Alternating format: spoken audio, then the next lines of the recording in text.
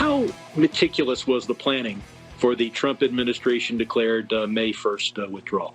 Thank you, Congressman. We inherited a deadline. We did not inherit a plan. So no plan at all. It's amazing that it wasn't much worse. That is Congressman Sherman giggling, and him, Anthony Blinken, thanking him for the easy question, because it gives him an opportunity to blame Trump for what happened in Afghanistan. But nothing could be further than the truth, and the new truth and the new reports back that up. It turns out that they were trying to warn President Biden, not some right-wing group, about what could happen in Afghanistan if we leave. But the guy named Anthony Blinken said our allies are concerned at a NATO summit in Brussels. He called him back. Biden doesn't budge. General Miller tells Armed Services that he had many talks with Joe Biden about the danger and how quick the Taliban government could fall to please keep 2,500 troops. He did not listen. General Austin, now Secretary of Defense Austin, similar urgings, did not listen. But you still want to use every opportunity to insincerely blame Donald Trump. Senator John Barrasso. Senator Barrasso, does it surprise you that Blinken, Austin, Milley, and Miller were all trying to tell him not to do what he did? This says a lot about Joe Biden and Joe Biden's willingness to ignore the best advice. He got it also from his national security team, but he always feels that he's the smartest guy in the room, knows all the answers, and he kind of damn the torpedoes, full speed ahead. And he has put us in a very, very dangerous place as a nation. He's put our men and women in uniform around the world in nation. Our friends around the world are furious, and they're enraged by all this. But we have a very emboldened enemy, not just in Afghanistan, which is now going to be a magnet for terrorists, but also people can smell weakness. Russia is up. China is up. North Korea. I think we're going to see this in a number of places.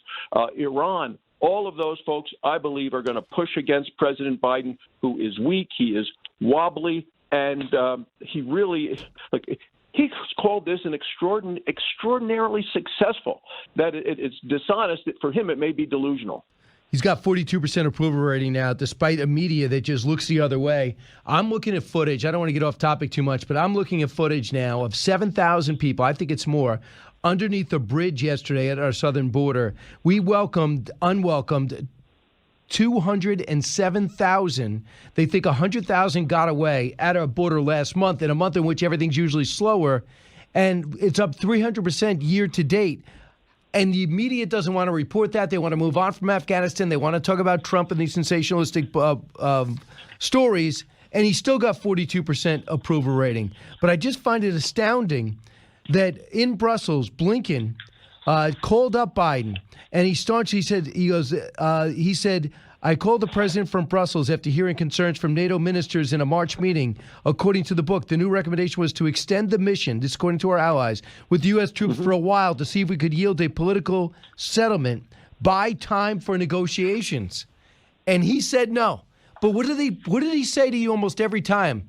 It's Trump's fault. He put together a plan, and we pushed back that deadline, but that's as much as we could do.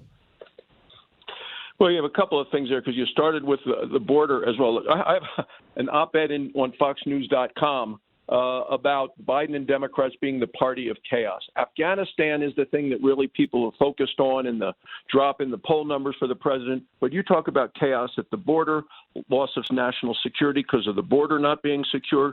People are getting clobbered by inflation prices, paying more for gas and groceries. You see crime in the cities going up. All of these things show a party out of control, led by a president who really is not fit at this point. Based on what I saw in Afghanistan, there's been a dereliction of duty on his part, not fit for office. True. Now, what does it do for how you take Anthony Blinken down, knowing that he was urging the president to listen to NATO and back off on the deadline? He never indicated that at all to you. No, and several things have happened. One is, they say they're trying to blame President Trump. Look, they've reversed a number of very successful President Trump policies, like the Remain in Mexico policy. They reversed and went back into the World Health Organization, which we know is complicit with China when it came to coronavirus. They've caused inflation in gas prices, by basically killing the Keystone XL pipeline, things that President Trump was for, they were against. They're back in the Paris Climate Agreement. So they could have very wisely said, look, let us think about this whole plan and the timeline. Blinken told us, no, he was on this timeline. We still don't know how many people are trapped behind enemy lines in Afghanistan. We can't get a straight answer from this White House. The third week in August, they said there were 11,000 or more Americans still in Afghanistan. It was this day before President Biden said, and we're not leaving until we get every one of them out. Fast forward to the next week, the last day in August. What did the president say? We're out, except we got 5,500 out. Well, if there were 11,000 the week before, they got 5,500 out. That leaves at least 5,000. Then he said, well, we got 90% out. Well, that would leave at least 600 in there. And we know that since the first of this month, as our troops have been gone for 15 days, we only got 37 out. There are men and women of the United States, our citizens, left behind for the first time in history. We've never left anyone behind. We know they're trapped in the tarmac in a number on planes Mazar-e-Sharif, north of Kabul, Afghanistan. 8 hours by the ring road north of Kabul. And what did the spokesman yesterday from the White House said? We've used every lever. Wait, aren't these the same guys that said they had leverage over the Taliban? They said they're businesslike, they're professional. These are terrorists. Yeah. It is, and they need to be designated as a foreign terrorist organization.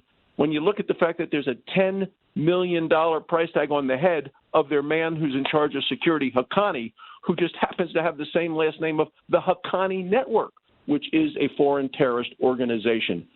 These guys are the worst. So in China, and we that know applies both to the terrorists and to the Biden administration.